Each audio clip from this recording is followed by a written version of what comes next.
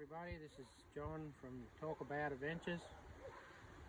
Here today just to show you my old LN106 Hilux with a few bells and whistles that it's got for all the old schoolers like me. We'll start with the ARB bull bar, side rails, side steps, fitted out with a winch with the synthetic plate. Set of old 9-inch Super Kings driving lights, and just behind all that stuff, I suppose, we'll go in under here.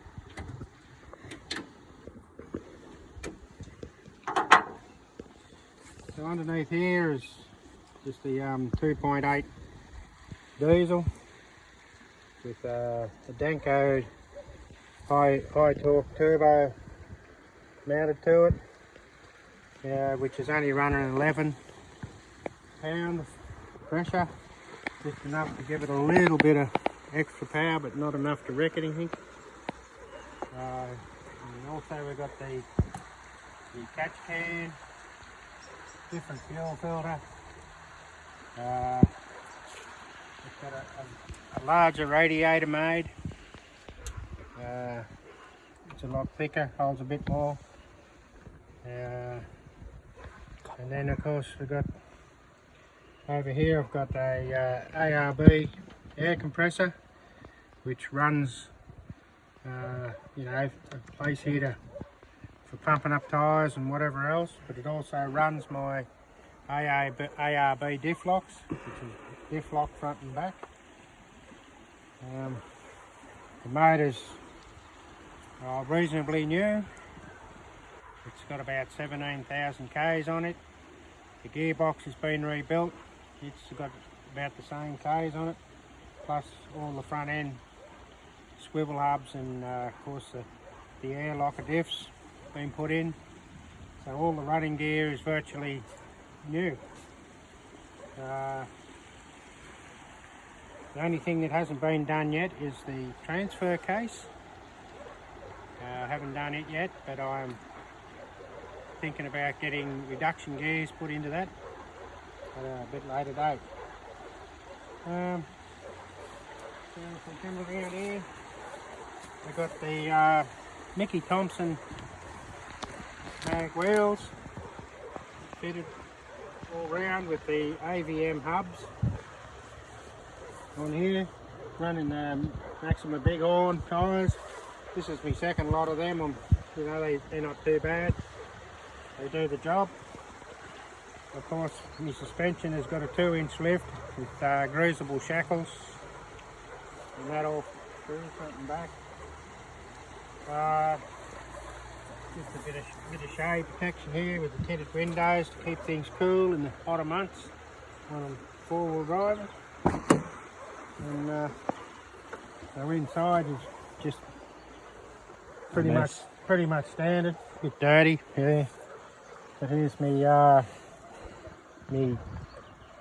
compressor and diff locks switches. I've got a reverse camera, the HEMA maps, and gas cam, just a stereo and turbo timer. Other than that, it's pretty much an LN106 inside. Yeah. In the back here, I keep all my bits and pieces, or some bits and pieces. That's my toolkit. Always take that with me. You never know when you might need a tool of some description. This is my ladder, fold up ladder for my rooftop too. Just a 3 metre by 3 metre floor with a couple of walls and gunny paper, and a 40 feet there. Also got a first aid kit. Never know when you might need one of them. And over the other side is a recovery bag with all my snatch straps and tree trunk protectors and snatch block and all that in there. Now, up here is a hardcover rooftop tent, which I really like. It's a beauty, this one. It's not real high, so you know, you can go under most things. I can leave my swag and pillow and everything in there, so I don't have to make it every time. I just open her up, done, I'm ready to go. I put this bit of channeling on here so I can run one of them walls on it with a couple of tent pegs out here, so if it is raining I can get in and out of my rooftop without getting wet. I'll just whack it up and show you what it looks like when it's up. These are the latches on the rooftop tent. There's just two on the front, two on the back. They're just so easy to undo and help with lots of them. And then once you undo them, you give it a cover at the front, at the back or the front, doesn't matter which way you go around, and up she goes. And then whack your ladder on there and in you go. And it's very comfortable. I've got a swag in there which has got the mattress in it too, but it's also got a nice big thick mattress in there as well, and it's pretty comfortable and airtight. You can, when you zip it up in there, it's dark. Doesn't matter what time of day it is, you can sleep all day if you want to in there. Yeah. On the back here, just a little awning for if I want to do anything here when it's raining. You don't do that. And around this side, I've got my other big awning. I don't need to tell you all about them, you know all about awnings. But this is a little beauty for the thing here, I'll show you that. Which is a shower tent.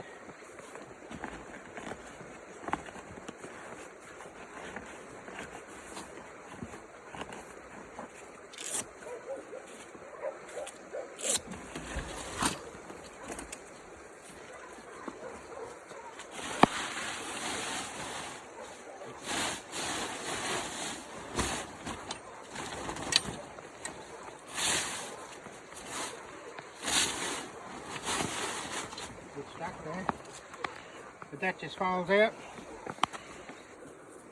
Got a little lock on each corner so you can lock it.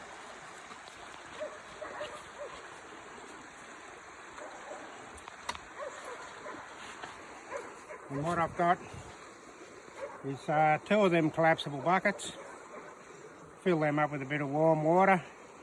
I've got a lithium battery little water pump shower head that you just turn on, drop in the bucket, and there's your shower. And you can have a shower out in the bush whenever you like. They're very good. Plus, if you're camping in places like behind the Dargo Hotel or somewhere where there's a few girls getting about and a few kids, you can set it up and use it for a toilet as well. So you have a bit of privacy. I put it underneath the awning. So if I pull the awning out, set it up as well, I can run a wall around this thing so I can step out of the shower and get my clothes out of the car and whatever else in a bit of privacy. So it all fits together. And then we come around to the back. In here, just bits and pieces. Got a little 12 volt fridge there. Not fridge, oven, just for cooking a few pies so we can, you know, have them when we pull up for lunch. In here is two little lithium batteries running back to back for 12 volt, and they run my 12 volt electrical system, which is the fridge and the oven. And of course these are just Triton drawers, which slide out. I've just got a little milk crate there with all my cooking gear and that in it, a gas bottle.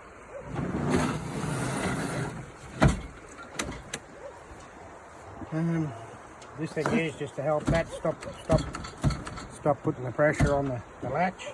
And then here's I got my little, that's my little shower, you know, raincoat, and a few bits and pieces, my collapsible buckets, air compressor, and always carry one of them in case you forget your lighter, so you can always light a fire. A few bits and pieces.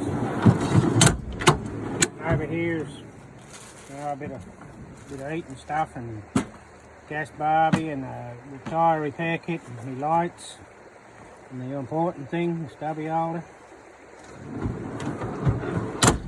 And then just a fold out table, my chair, extra cooking thing there if you need it.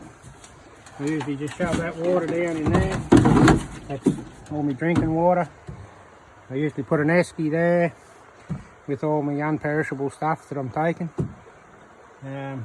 Up the front there you can see there's a set of sort of max trucky things. Shovel, tent poles, and then yeah, that's just more or less what I take with me, and I'm all set up. Yeah, so I think that's about, you know, the rundown of my old Hilux. It goes right because it's safari snorkel as well for the river crossings. But yeah, she's all good. You jump in her and away you go.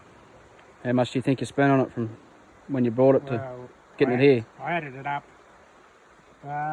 with the motor and getting the gearbox and, you know, wheels and the air lockers and with everything anyway.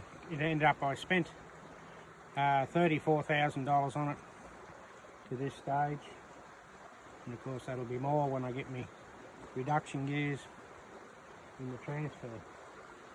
But I'm very happy with it, and like I say, body's got a few Ks on it, but then all the running gears only 17,000 Ks, so it's more or less a new vehicle, and it goes like one. So yeah, anyway, yeah. Thanks for watching, and any questions, just don't be frightened to ask. And I know there is a few old, you know, Hilux people out there that like the older Hiluxes, especially because with a solid axle front, makes them a better four-wheel drive than the newer ones. They've got more flex, better climbing, and all that sort of thing. So yeah, that's why I picked the older Hilux over the newer ones. Anyway, thanks for watching. Catch you around.